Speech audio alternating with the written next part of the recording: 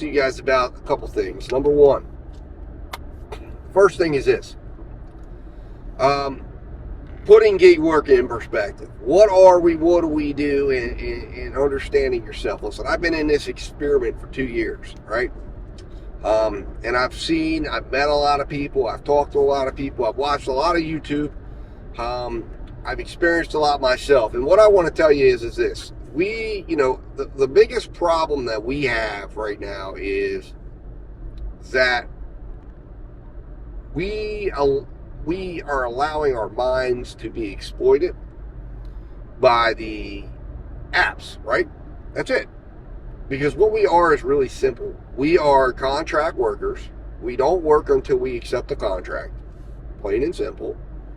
Your work rate is defined by what you're making while you're working. When you're sitting in a parking lot, when you're sitting at your house, when you're sitting wherever you're sitting waiting for an order, you're not working. Period. End of story. Doesn't count towards your work rate. Doesn't count towards your hourly rate.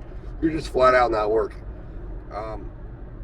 We are, back in the day when I was in finance, we used to have some of our customers were part of the early gig economy. That's the labor ready economy. I don't know if any of you remember labor ready, or it's still around, but I remember I used to have people that would become unemployed and they would go down and become part of labor ready. And that was like, they'd go down 5, 6 in the morning, see if there was any work, and if there was, they would they'd be given an amount that they could make today. They'd decide if they wanted to go to work for that amount, and then they would go to work. And it was bid it labor. That was it. They would bid on them. It was a contract. It was a one-day deal. If there wasn't work, you didn't work. And they certainly didn't sit around and say, okay, well, I made $50 today working, and that's all I made, but I was available to work for 7 days, so let me take that and divide that by however many hours I was available to work. No, it was just there flat out wasn't work, and if there wasn't work, you just didn't work. And part of understanding that whole process is understanding that if there isn't work, you have to adjust.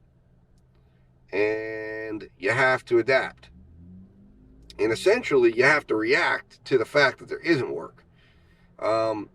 As I said early on, and this probably isn't even remembered by people that watched, unless you were watching my early videos, and some of those were quite comical as far as the camera angles and what I was doing and all that stuff. But if you're able to get through all of that and listen to what I was saying, what I said is that the gig economy, if we call it that, whatever you want to call this, it's really, we call it that, but it's really not anything special.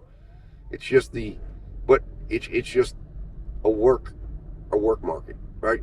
But it's literally the epitome of the purest form of free market of, at work. If we don't have work as a worker, and there isn't enough work, there just flat out isn't enough work. And we got to go find work. We got to leave it. If your area has too many people working, then what happens is you will be forced out because you will not be able to make any money, and then you will have to go find a job or something else or add an app. There's multiple ways you can react to that. In my particular market, I don't believe any one app would ever be able to support you full time. There's just no way to do it. You're going to make 200 on one app a week. You're going to make 300 on another. You're going to make 200 on another, maybe 100 on this one. You can string it all together, and you're going to have to get good at multiple things, right?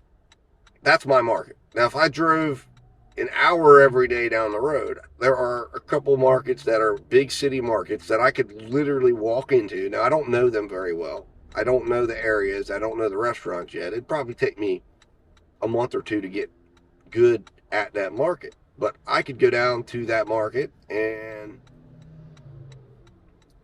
essentially say, okay, I'm going to go down over to this market and learn it. I'm going to figure out where the restaurants are at. I'm going to use all the knowledge and skills that I've developed working this slower, smaller market that I work in right now, and I'm going to figure out where the restaurants are at and work it. And I would probably be able to work 1 or 2 apps a day. That's all I would probably need, because the volume would be so heavy that it would be very tough to manage the volume of orders and offers you're going to get in those markets. So you'd have to, kind of be a little bit more conservative in your approach to those markets. But in my market, it's slower. In my market, I might get a combined 100 offers a day, right? The big issue for us in this market is just a lack of use of the apps by our customers, and that has to do with a multitude of reasons. Our population is sub 100,000 in the DoorDash zone that we're in, and definitely sub 100,000 because DoorDash is divided up into several zones. If you look at my area, it's like 200,000-300,000 people, but they've taken that and chopped it up into multiple markets. And then on top of that, you've got, it's not a very rich area. People are not well off, right? So they're paycheck to paycheck people. So when they use a food delivery app, they're not eating out every night. They're cooking at home a lot of nights. So when they make the decision to use the app, they're supplementing eating out with using the app. And it's a matter of they might do that once or twice a week. So my market, again, is not a market you're going to get a lot of volume out of. So you're going to have to adjust and adapt. That's the point.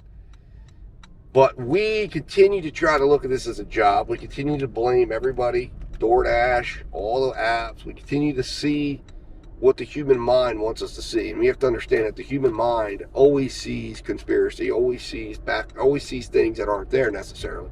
So you have to really be battling with your mind. Look, some days DoorDash might actually be making a priority assessment, and it might actually be your acceptance rate or whatever it is that DoorDash is using to determine your priority and whatever program you might be a part of. And then there might be some days where you legitimately just don't have the volume in your area and you're just not seeing orders.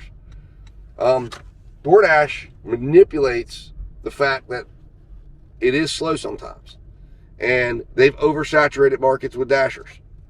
So they take advantage of that fact. And then they sell us the idea that, well, no, we're holding something back from you. There's something you're not seeing, and it's slow because fill in the blanks. Anyways, guys, just some thoughts. Put in the comments your thoughts on that. Like I said, I was testing out the camera, but I thought, you know what, let me share. I just got to my restaurant that I need to go pick up an order at, and I'll talk to you guys soon.